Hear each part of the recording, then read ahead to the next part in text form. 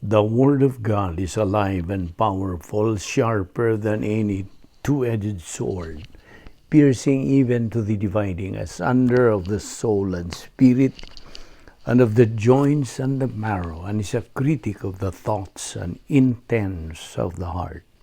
All Scripture is God-breathed and is profitable for doctrine, for reproof, for correction, for instruction in righteousness, that the man of God might be mature, thoroughly equipped unto all good works. Study to show thyself approved unto God, a workman that needeth not to be ashamed, rightly dividing the word of truth. The Bible says, "For God so loved the world that he gave his only begotten Son, that whoever believes in him shall not perish, but have eternal life. For God did not send his Son into the world to condemn the world, but that the world through him might be saved.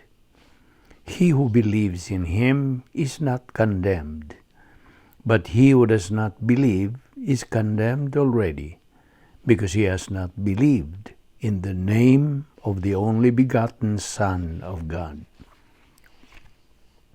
But as many as received him, he gave the right to become children of God to those who believe in his name. Believe on the Lord Jesus Christ, and thou shalt be saved." We have been saved by grace through faith, that not of yourselves, it's a gift of God, not of works, lest anyone should boast. He who hears my word and believes in him who sent me has everlasting life, and shall not come into judgment, but has passed from death to life.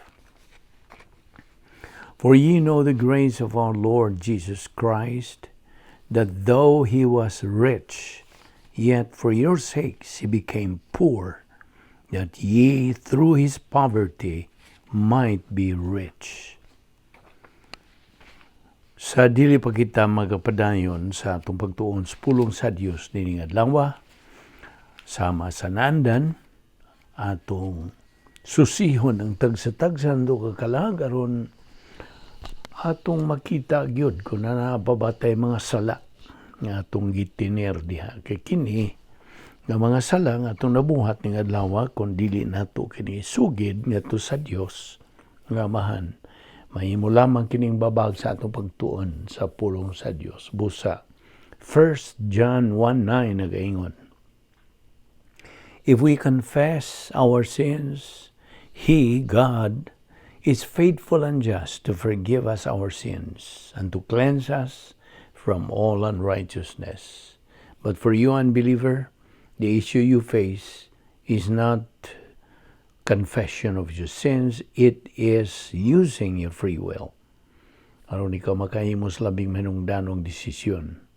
Ang desisyon sa pagtuo kang Ginoong Hesukristo nga imong manluluwas. Believe on the Lord Jesus Christ and thou shalt be saved. Acts 16:31. Busa karon magampo ta sa hilom aron makaandam kita sa atong kaugalingon. Let us pray.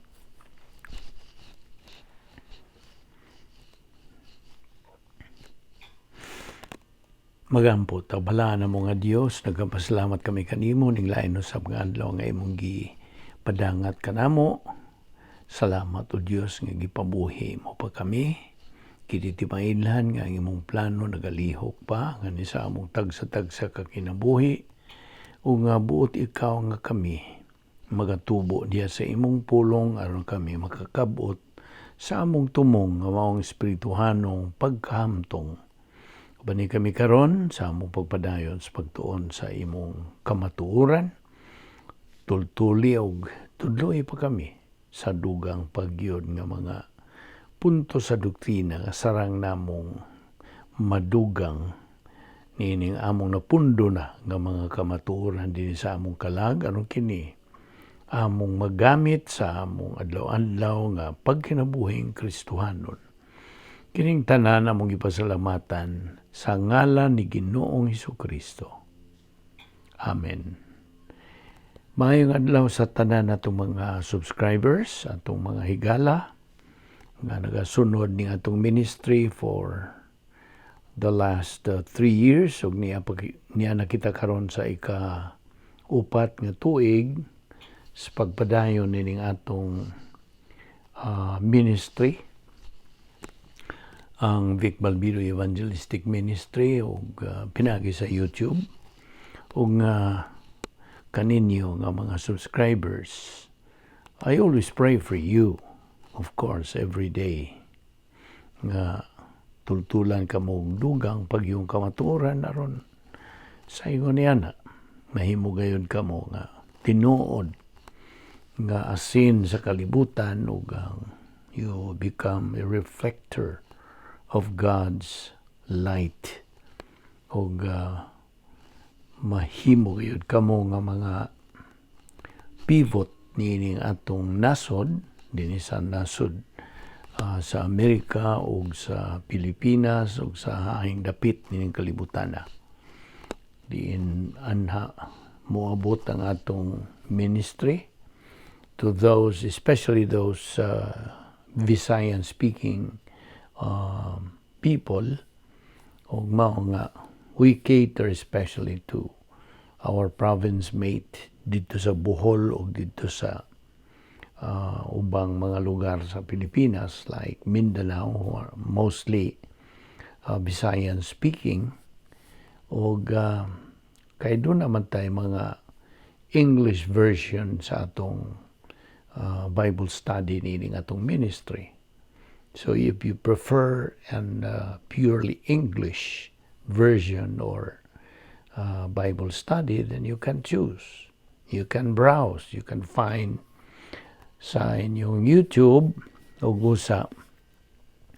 Ayaw kalimot nga kining atong ministry doon ay inon tahas nga gihuptan responsibility o the main thrust gyud ning atong ministry is to spread the gospel, ang maayong balita sa kaluwasan ngadto sa kinapungkayan o kinasuukan, okay, and every nook and cranny sa atong kalibutan na diin maabot kining maayong balita sa kaluwasan, the good news of salvation, aron sa ingon niya na kadtong makadungog niini makahimo sila desisyon sa sanong o pagdawat niining maayong balita sa kaluwasan. O kadtong mga magtutuo nga luwas na ang tumong nato, trust nato kanila nga magapadayon sila sa pagtubo sa ilang kalag pinagi sa pagtuon sa balang pulong sa Dios on a daily basis. O kining atong method of teaching sa imo nang nahibawan gitawag kini og inculcation method, sinilsilay gyud. Og kining atong pagtuon dili kini sinimana o binuan. It's not on a monthly or yearly basis but on a daily basis. Adlaw-adlaw gyud. Unsa may tuyo aron nga ang atong gipangtun-an nga mga punto sa doktrina sa kamatuoran masilsil gyud sa atong alimpatakan, sa atong kalag, and eventually will become part and parcel of our soul diya sa right lobe of the mentality of our soul ug kini magtuyok-tuyok na gyud sa panimuot nato nga mga magtotoo. Mao kini ang paagi sa pagtuon sa pulong sa Dios ug wala kitay gipaluyuhan nga mga ingnon ta affiliation of any religious group. No, this is purely autonomous ug we are tinuod yung independent but pasabot ang atong ibasihan maro gyud ang pulong sa Dios. the doctrine of the Word of God. Of course, ang doctrine is the Word of God. So, maurag yun ang atong ibasihan sa atong pagtuon o pagkaton, pagtuon ini o paggamit sa atong adlaw-adlaw panginabuhi ingon nga mga Kristohanon. Kini atong ginabuhat is a preparation time. Gandam kita sa tagsa-tagsan to kakalag. Kay di man tataga dinhi, nining kalibutan na. We are only sojourners. Nagabiyahe lamang kita dinhi, langyaw kita dinhi. Mao nga gikinahanglan nga magakinabuhi kita subay, sunod according to the will of God. Ug mao kana ang atong tumong ug tuyo nining atong ministry ug grasya kining tanan nga atong pahimuslan. So karon ato ning ipadayon ang atong tuon sa atong gibiyaan nga topic. Of course, we are still concentrating on topic Colossians Chapter 3. Taon-taon pa tamo dupot ni ining maong pagtulunan. So, stick with it sa atong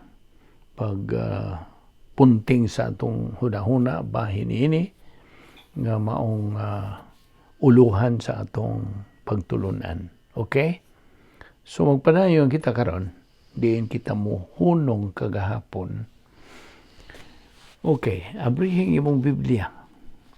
Sama sa andan. Let us open our Bibles now to Colossians Chapter 3 verse 12. Okay? Okay. Ug ato maghisgutan kagahapon tuon ang bahin sa ingnunta let me see, atong gisgutan kagahapon kadtong bahin sa unsay hatagag pasiuna sa usa ka magtotoo. What should be his priority?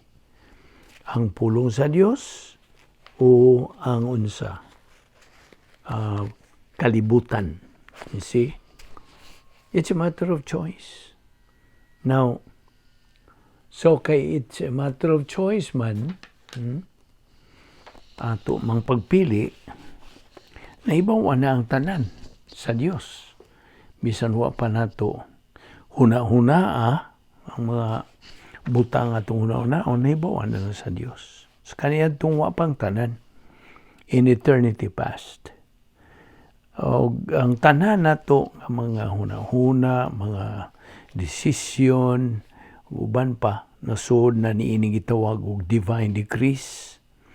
Ug sa ato naghisgutan nga ang divine decrees mao ni ang gitawag og sum total of God's plan for the human race. Ang tanan nga mga huna-huna, mga desisyon, mga binuhatan are known by God. He allows all this as time goes on in history. Iya gihapon kining gitugutan. This is tolerated by God in relation to the angelic conflict. And I don't need to re-explain about the angelic conflict. It's presumed that you know the real meaning of this angelic conflict. But remember, God perfectly knows all the above thoughts, atong gisgutan, thoughts, decisions, actions, etc. And mo to atong giingon nimo nga man is the only one who is answerable, responsible, and accountable for all his decisions. Tanan niya mga desisyon, mga binuhatan, siya ra gyud ang manubag. Okay? He is the one accountable. And no one's to blame for your failures and for being a loser, except you yourself. Ikaw ra gyud. Now, losers, ang mga pildiro, mipili sila nga mahimong pildiro tungod kay they are ignorant. Ignorant of what? Ignorant of truth. Wa sila lamag sa kamatuoran. So, mo na gitawag kong mga stupido. Gipasabot, makasabot, apan di gyud mo sabot. Stupido. Well, what ay mahimo? That is the description, the real description of a believer who is a loser. He is ignorant of truth. Resulta rin siya sa iyang decision. He is a byproduct. He is a result of sa iyang decision. Man is a product of his own decision. Prinsipyo. Okay? Apan ang mga winners, ang mga mananaog, mipili sila nga mahimong mananaog tungod kay sila maalamon, wise. Mo ba na Visayan saktong translation? Wise means maalamon. Wise of what? Wise of truth. So, eventually, they become winners. Therefore, again, it's a matter of choice. Namo na. Okay. Abli karon ang imong Biblia sa Colossians 3:12. Nagaingon kini. So as those who have been chosen. Ang chosen diha is eklektos, Grigong pulong, which has to do with our salvation. Adjective kini, eklektos. Now, ato rin tugbilog pag-usab kining election o predestination. Ang election, after salvation, the believer has 39 things, has in his own palace. Diha sa sulod sa dapit nga may gahom sa Dios. These have made a believer elected. You see? Mao ni nakapa-elected niya. Pinili niya. That's election. Now, predestination provides equal privilege and equal opportunity. Ang Diyos nagasangkap sa tanan nga mga kasangkapan, provides all the assets sa mga magtutuo to be able for them to execute His plan. Ang plano ba sa Diyos for our life? Now, nabitaw na sa Episo 4:1 po, nagaingon, wherewith ye are called, election, tinawag, pinili. You see? By the way, gahapon, natong isgutan ka itong mga invisible assets. Okay? I hope, ay mo na ka nang i-take note o gisuwat diya sa imong iPad baron o imong notebook. So, di na ni mo na kalimtan. The invisible assets, there are 4 categories. Okay? 4 categories nga ato nagitika. Primary, secondary, personnel assets, o unique. The indwelling of the Godhead. Okay? So, ang primary, mautong escrow, computer assets, unya ang secondary, volitional assets, experiential assets. O ang ikatulo, ang kategorya, mao ang personnel assets, like spiritual gifts. And then, ang number 4 is unique. Nganong unique, nganong talagsaon, tungod kay, ang tulo kasakop sa balang Trinidad, ani man nagapuyo sa atong lawas. Nato nga mga magtutuo. Okay? Mga magtutuo ra ang puyan sa tulo ka sakop sa balang Trinidad. So that makes it unique nga invisible asset. Sabot? Okay, so, balik ta diya sa Colossians 3:12. Nagaingon, put on therefore as the elect of God, holy and beloved, bowels of mercies, kindness, humbleness of mind, meekness, long-suffering. Kanang elect of God, eklektos, means chosen. Pinili. Sabi ni Saya pa. Okay? Oh, by the way, ayaw kalimti katong tulo ka R nga ito nang gi-take up. What are these 3 R's? Reception, retention, and recall of Bible doctrine. Okay? Reception, ang atong pagdawat. Okay? Pagtuon. So, atong dawaton. Kanya retention. ipundo kanang retain, okay, ipundo na kana diha. And then ang ikatulo, ang atong paghinumdum nila, pag-recall sa pulong sa Dios. So bahin sa election and predestination, kini silang duha magkuyog yun kanunay. They always go together. Or in other words, they go in tandem. Now, karon adto ta sa Episo 4:1. Nagaingon kini, I therefore, the prisoner of the Lord, beseech you that ye walk worthy of the vocation wherewith ye are called. Now, kining called dinhi, tinawag.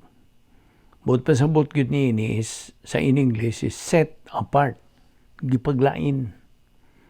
Now, only those who make the decision to believe in Christ are the ones who are elected. Di man ina. Okay? Ang mga pinili, maura kadtong mihimo sa labihang kabililhong desisyon sa pagtuo nila kang Ginoong Hesukristo. Maura sila ang pinili. And being elected, okay, opens the door of tremendous opportunity to be a winner. Spiritually, of course. Ug mao ka nagitawag natong predestination. Now, ang original nga Grigong pulong nini is proorizo. Proorizo, ang boto sa butin is predestined to come to a decision beforehand. Mao kanay proorizo. Now, furthermore, ang predestination sa ato patinaw kanimo nga this is the provision of God for you in eternity past. Kaniadto pang wapang tanan, iyan na ning gisangkap na sa Dios kanatong mga magtutuo unsa may tuyo for the purpose of fulfilling the plan of God in phase 2. Kini yan naman tas phase 2 sa plano sa Dios. Ikaduhang bahin, we are believers in time. So, kining predestination mo ni gisangkap sa Dios kanato sa kaniadtong tungwa pang tanan sa tuyo lagi nga kita makatuman sa plano sa Dios dinhi sa ikaduhang bahin sa plano sa Dios.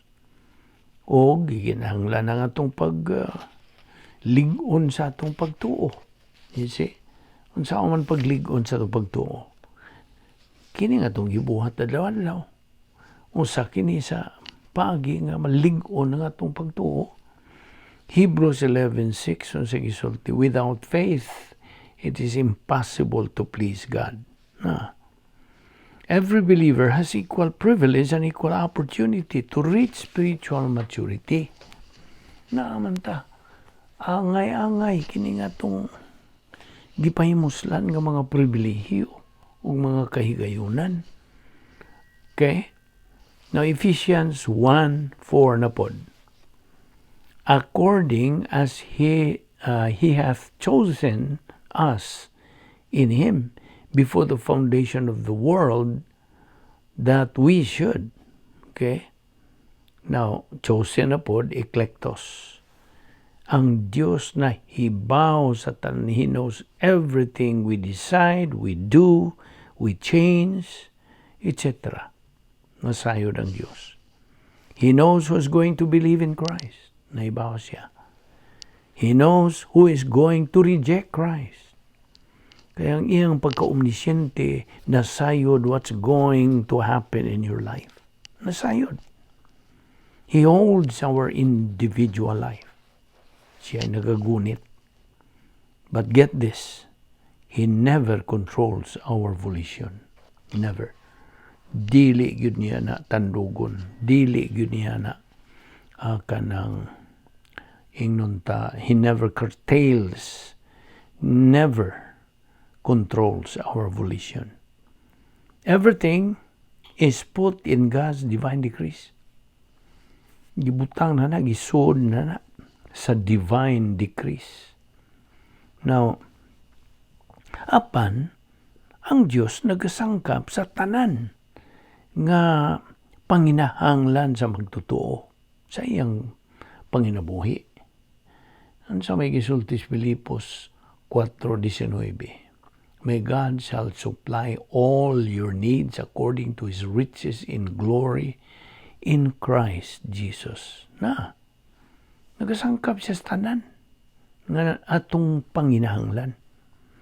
Now, okay, Colossians 3:12 na pod.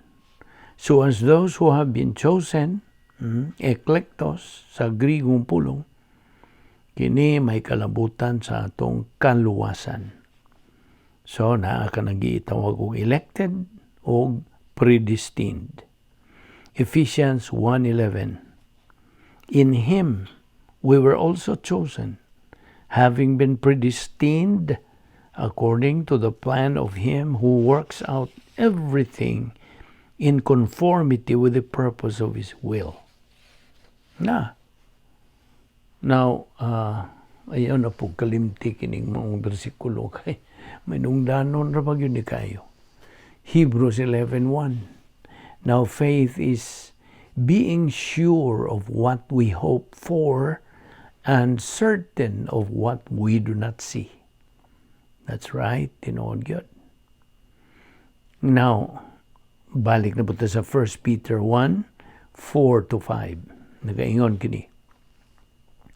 And into an inheritance, underline the word, inheritance, that can never perish, spoil, or fade, kept in heaven for you, who through faith are shielded by God's power until the coming of the salvation that is ready to be revealed in the last time. Inheritance. Yanumdong ka sa atong gisgutan nga panulundon, giandam na ni sa Dios, gihatag na ni sa Dios kanatong mga magtotoo at the point of salvation. Okay? Giandam na ni. Og dili na kinabatagingon that can never perish, never spoil, or fade. It's kept in heaven for you. Kay panalipdan kini, deposito na kini, andam na kining ihatag kanimo sa diha nga naanay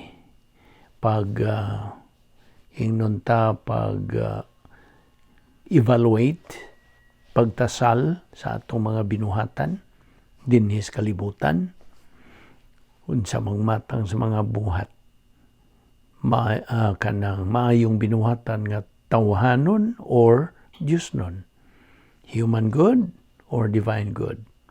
So timbangon unsay mas daghan, ang mga binuhatan bang maayo nga Diosnon o binuhatang maayo nga tawhanon. You see, so mo na inheritance. Okay, adto ra gud ta sa Old Testament, 1 Samuel Chapter 16 verse 7. Ayaw ni kalimti kay may nungdanon po ning maong bersikulo. 1 Samuel 16:7 nagaingon, Man looks at the outward appearance, but God looks at the heart.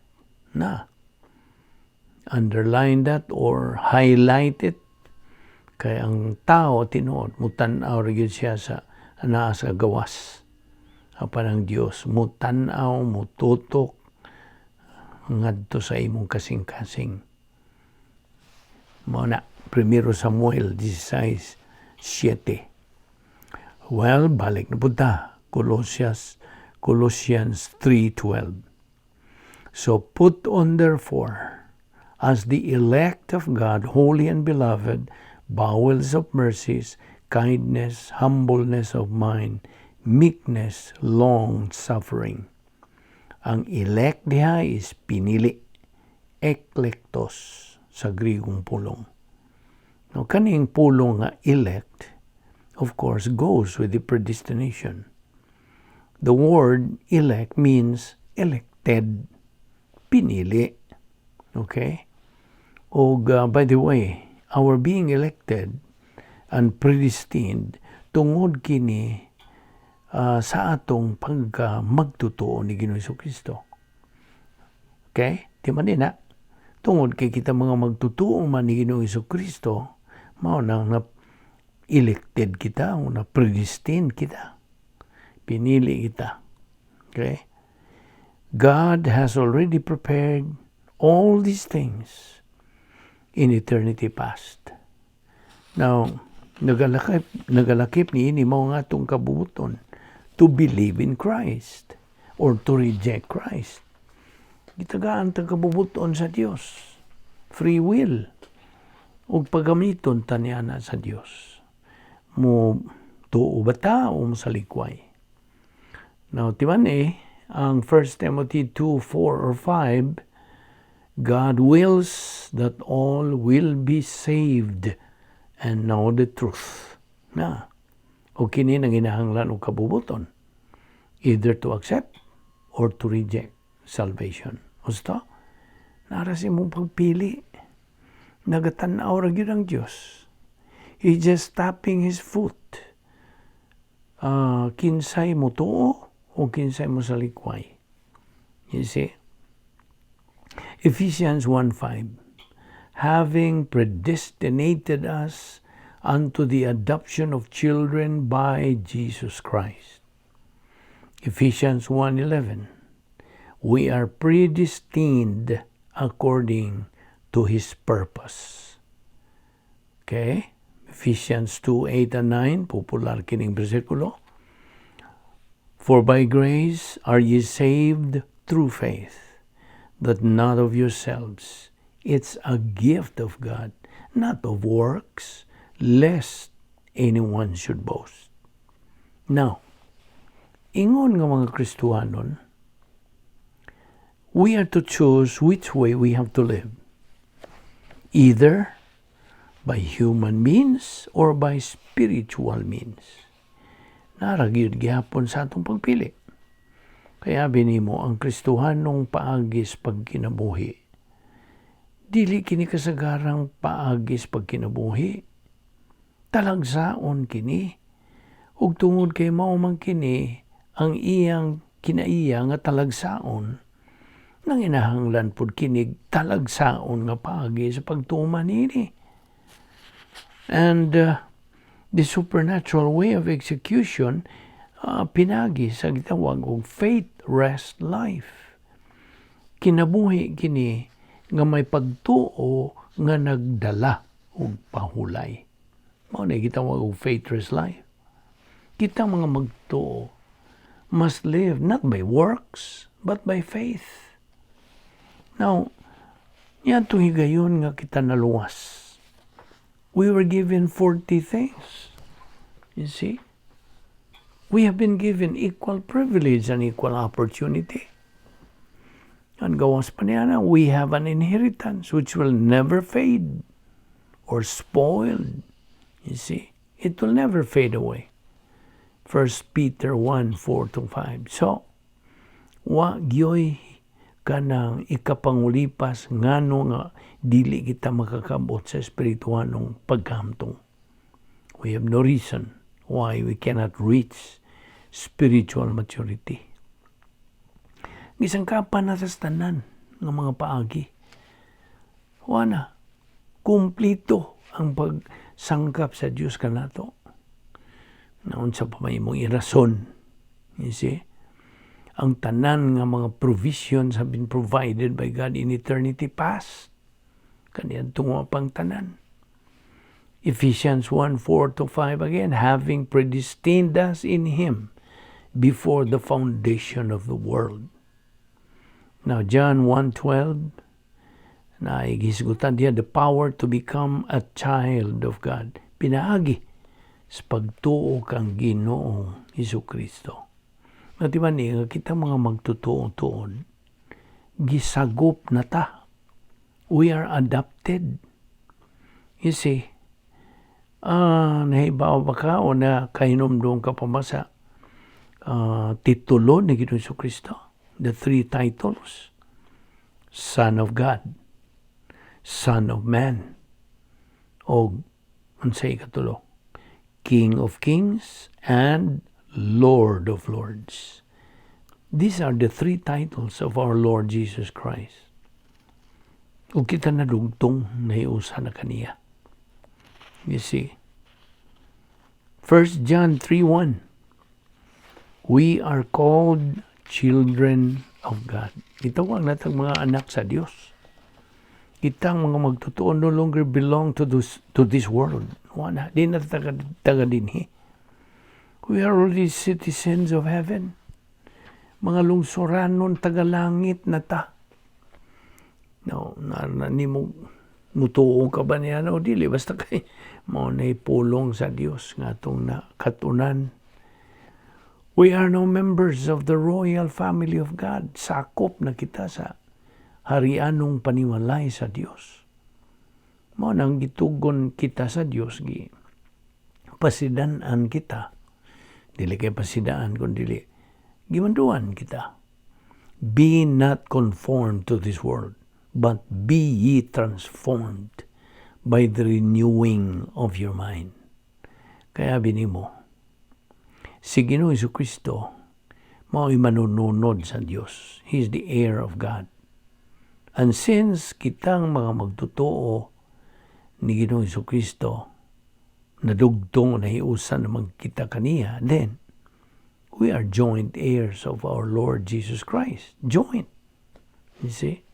Nagasalmot, nagaambit kita sa iyang pagkamanununod. Now, timan nga kung bahin na kaluwasan, usara gyud ka manluluwas. There is only one Savior, si Ginoong Jesucristo ra. Inumdong ka pa ba sa mga buhat, Kapitulo 4, versikulo 12? Unsa man gingon, neither is there salvation on any other under heaven given among men, whereby we must be saved. Now, bitaw nang giingon des Juan 3:16 nga, God so loved the world that He gave His only begotten Son, that whosoever believeth in Him shall not perish, but have everlasting life. O duhara ba ka agianan, either ngadto sa langit o ngadto sa linaw sa kalayo.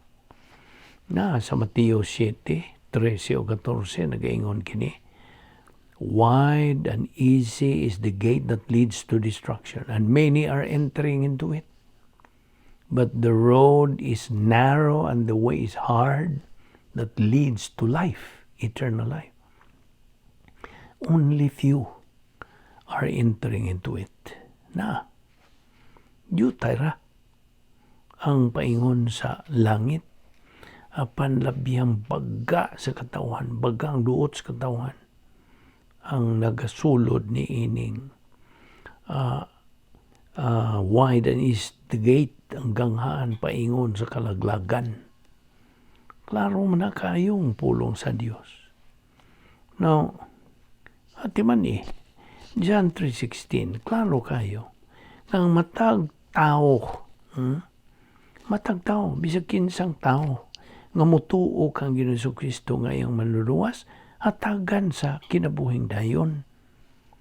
O nagabarog kita ni ining prinsipyo, human ka maluwas, luwas na gyud ka kanunay. Luwas na kahangtod.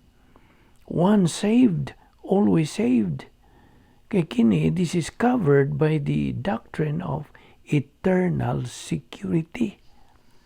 You see? Di man mamakak ang Diyos, di man siya giingon bitaw nila, God is not the Indian giver. Sa makasa nakabawi o niya ang iyang kaluwasang gihatag nimo. No. Dili. Way labot na ang sala. In fact, sa kaluwasan, walay dili na issue ang sala. Sin is no longer the issue in salvation. It is Christ. Oh, what think ye of Christ? Mao ka na ang issue. So, 2 Corinthians 5:17 again, a believer is a new creature. The old things are passed away. All things are become new. Klaro mo na kayo. Okay. Tugbilo na ito gamay usab niya ng divine decrees. Ano sa mga yun divine decrees? Well, this divine decrees is the results of God's omniscience and omnipotence. Resulta kini sa iyang sayod sa tanan o sa iyang pagkalabang makagahom. Kaya ang Diyos na sayod man sa tanan, He knows everything, including the knowable, probable, and possible, and their consequent results. Naibawan ni sa Diyos tanan. That is why the life of individual person is an open book to God. Bukas nga basahon ang kinabuhi sa matag tao. No one can escape from this scrutinizing gaze of God. Wala. You can run but cannot hide. Mo na ilang giingon. So it's true. Tinuod God, you can run but you cannot hide. Remember, God is omnipresent. Na siya tanang dapit, way suok na ining universo nga wadiya ang Diyos. So, 1 John 3:1, we should be called the sons of God. Mga anak na kita sa Diyos. Di man ni tao. Ikaw nga dili pa magtotoo, paminaw nini. Ang Hebrehanon Kapitulo 9, versikulo 27 na ingon, it is appointed unto man once to die, and after this, the judgment. Na nagipahiluna na nga ang tao mamatay sa makausa, human niya na, maong paghukom. So, love for God must precede love for man. Unahon gyud nato ang vertical love ngadto sa Dios kaysa horizontal love nato ngadto sa atong isig katawo. Di ba ni? Love for God is vertical. But love for mankind, is horizontal. Now, timan ni katong akong giingon nimo sa 1 Samuel 16:7. God looks at the heart, apan ang tao, man looks at the outward appearance. So, kining tanan nga itong ipangisutan, mga doktrina kini nga kinahanglan galingon metabolize sa mga magtotoo. Okay? So, di man Colossians 3:12, chosen, eklektos. Ephesians 1:4, called, eklektos gyapon. Adoption is how we become children of God. Kanang adapt, adapt sabi niya siya. Gisagop, okay, gisagop na kita sa Dios. Sinagop kita. Nahimo kitang mga anak sa Dios. Now, bitaw na sa 1 John 3:1, sons of God. John 1:12, naghisgot po sons of God. Kaya kita mga magtotoo are adopted as members of the royal family of God. Now, Ephesians 3:20. Abri, ang imong Biblia diha. Ephesians chapter 3, verse 20. Now unto him that is able to do exceeding abundantly above all that we ask or think, according to the power that worketh in us. Now, kining giingon diha nga above all that we ask or think. Now unto him that is able to do exceeding abundantly above all that we ask or think. Ang bot pasabot niini, it staggers our imagination. Mutayog sa atong handurawan. Manibot pasabot ni ini. Kung balikon, pagbasa nato nining persikulo. Now unto him that is able to do exceeding abundantly above all that we ask or think. Mao na mutayog sa atong handurawan that will stagger our imagination according to the power that worketh in us. Now, kita tuod nga mga magtotoo. Nakalahi kita sa atong experiential status, sa atong espirituanong kinabuhi. Gusto? Magkalahi ta. Again, as believers, we are adopted as children of God. 1 John 3:1, John 1:12. Now, nganong makalahi man ta sa atong experiential status? Of course, na may uban nga paspas ang ilang pagtubo, espirituhanon, ang uban po, luya, ang grabe pag yun, ang uban, wag yun sila magitubo. Kaya nga nung mo tubo, wa sila gana, wa sila gugma, wa sila kaikag, wa kainit, wa pagpanumbaling, wa pagtagad sa pagtuon sa pulong sa Dios. Kung imo silang dapiton sa pagtambong o mga Bible study mo, dayon sila baliban o kung ako'y panahon na busy ko kayo. Kamura, kasi mao na, moro kita isagad yun ibalibad sa mga negatibo, mga waygana. So, magitubo. Ang ilang spiritual status, nagpundo lang. Kung mao na nga, they are candidates to become losers in life. So, nakalimot sila o wag yun sila alamag nga kitang mga magtotoo gisagop naman ingon nga mga anak sa Dios. 1 John 3:1, John 1:12 again. Ako nang gi-quote pag-usam kay menungdanon kana. So Colossians 3:12 naghisgot gihapon kana og chosen, eklektos. Ephesians 1:4-5, chosen, eklektos. Kaya binimo, kitang mga magtotoo, gimanduan sa pulong sa Dios to live our spiritual life pinagi sa spiritual way.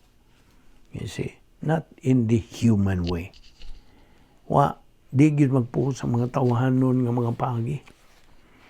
In fact, kung bahin ang mga suliran, dili gyud solusyon ang mga solusyos tao. Numdong kas prinsipyo. Ito na pong i-quote pag-usap. Human solution is no solution. N-O. No solution. Dili solution. Only divine solution is the real, genuine solution. Naharapon na nimong mudawat ka ba niya ng prinsipyo ha? Klaro kayo na, tataw kayong paghulagway na sa pulong sa Diyos, kamatura na. So we have to use the spiritual way in executing the Christian way of life, which is a unique, sophisticated, fantastic, fabulous kind of life. Now, sa ato nag-define kanunay, the Christian way of life is a supernatural way of life. And as such, it requires a supernatural way of execution. Supernatural, dili natural. Kaya di man natural, talagsaon. Gusto? So, ang pulong sa Diyos, nagamando ka na itong magtotoo. Nga patubuon ang atong kalag, diya sa grasya kay balo, kang Ginoong Hesukristo, 2 Pedro 3:18.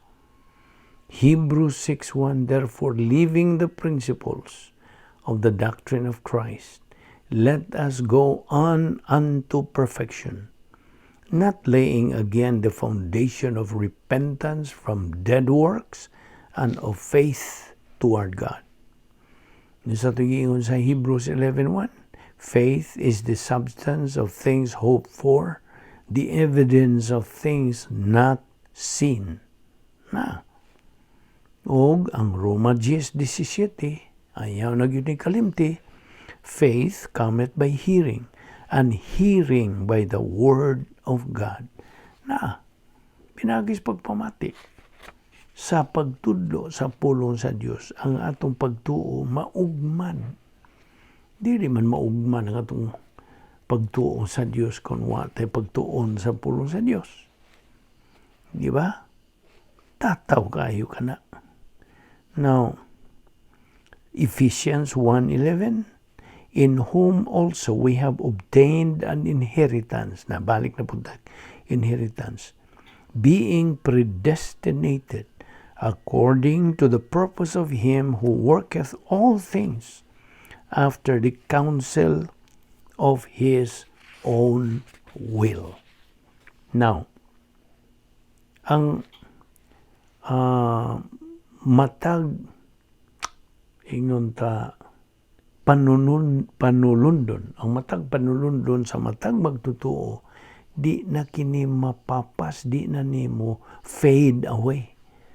In fact, sa description niinhi sa pulong sa Dios, it will never fade away. They are imperishable. Di na madunot, di na mawagtang, undefiled, reserved in heaven for you. Gireserba na dito sa langit alang sa mga magtutuo.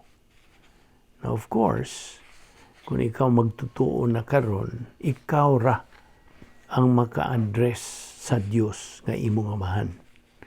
Sabot, only believers can address God as their Father. So, ayaw pag kanang address sa Dios nga imong amahan kung dili ka magtutuo. Dili mahimo. Wa man kay relasyon ng taon ngadto sa Dios. You must have a relationship first by unsa? By putting your faith on the Lord Jesus Christ, by believing in Jesus Christ as your Lord and Savior. Anha ka pa magkatawag sa Dios nga imong amahan. Apan mientras tanto, nga dili ka pa magtutuo, ayaw gyud palumaluma sa pagtawag sa Dios nga imong amahan. Never. Dili nimo amahan siya.